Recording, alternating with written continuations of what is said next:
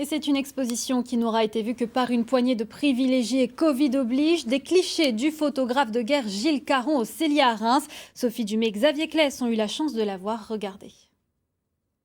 Oh, where have you been, my blue-eyed son? Lorsque l'on plonge dans l'univers de Gilles Caron, au sous-sol du cellier, c'est comme pénétrer dans un camp militaire, au cœur d'un conflit. Immersion immédiate pendant la guerre des 6 jours, mai 1967.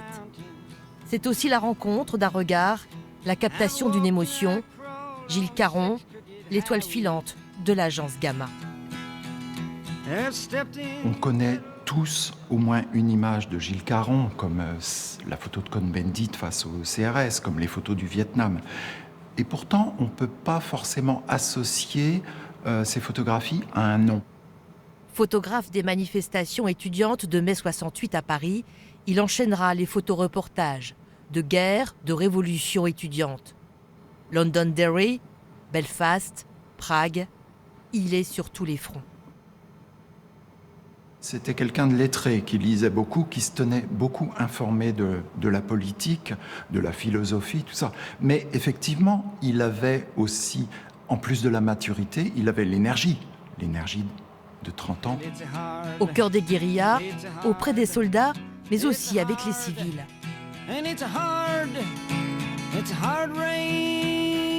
Je pense qu'il avait une appétence, en tout cas, pour regarder ailleurs aussi, quoi, en dehors des combats. Il avait cette chose-là en lui, parce qu'il a vu en Algérie la misère que provoquait la guerre auprès des populations algériennes.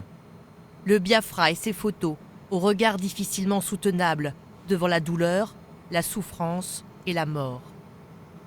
Puis vient le questionnement sur le sens du métier, le sens de l'action et du témoignage. Au Tchad, il y a eu une expérience difficile. Il s'est fait emprisonner par les troupes rebelles.